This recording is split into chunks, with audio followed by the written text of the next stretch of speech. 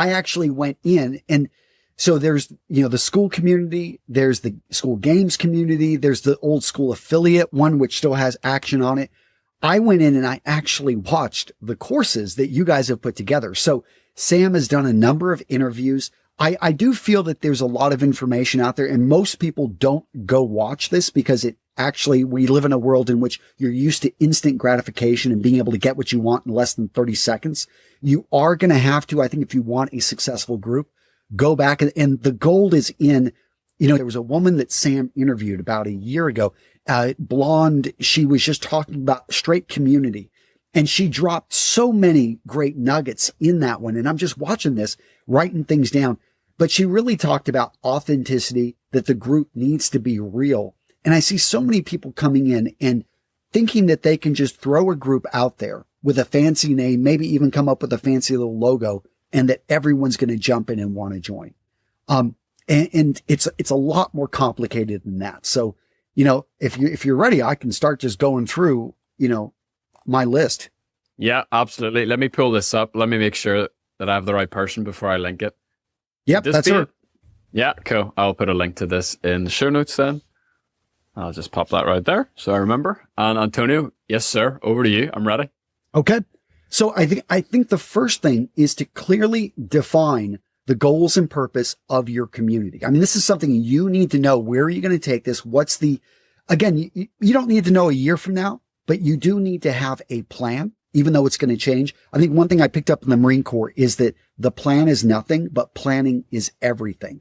And thinking through. So for each of my groups, I usually have about a 25 to 30 page plan of action, which I will share. If anyone reaches out to me, I'll give you my plan of action for my groups. This is something I don't put together. I've actually got an assistant, and I've actually got three assistants in the Philippines that have been training on how to basically run my school groups. Because another thing is I've got 7 kids, so I don't have time to spend. I mean, I do spend some time on school, but I can't spend more than 30 minutes a day. So my team has to be in there and they're engaging like this. But one of the first things we ask is, what is the purpose? Where are we going? What's the direction? So with our first real school community, the one we opened up, we thought, okay, well, we've got an existing one on Facebook that's got 50,000 members. So we know we could probably get to that.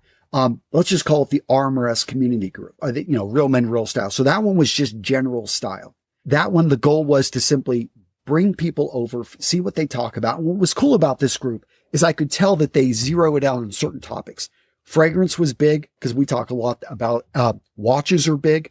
So these two things right here, you're taking notes on. And I looked at it as I was gathering intel. So we immediately noted that there should be 2 other groups. We're launching our watch group here in about a week, June 3rd. Then we've already launched the fragrance group, which you saw, and that one has now, like 1,200 members, and is number 12 right now, I think, on Discovery. So, you find these little niche areas that you could create subgroups. And I'll talk about my monetization path a little bit later and why I'm creating all these free groups. But the way I look at it as a content creator is once you get people together, and if you can bring them together, you can always figure out a way to monetize. But I also have physical products, which I can sell them, and we will have paid groups, coming in soon. But I'll talk about the end of the interview, the physical products that we sold, and we did a small launch and we were able to sell, over $10,000 in fragrance just from our group of just under 1,000 people. So that was pretty cool. Incredible. Yeah. So you've defined what you want. I spend a lot of time on the abouts. People can go check out my groups and they can say, we're really clear who we are and what we stand for. Because with that, you want to know who you do not want in your group. And this will pay dividends later. The Brotherhood of Scent. Now, I love women. Like I'm married to one. I've got, 4 daughters, but in the Brotherhood of Scent, it's pretty clear it's a brotherhood. It's about men being able to talk about men's fragrances. Now, do we let in women? Of course we do.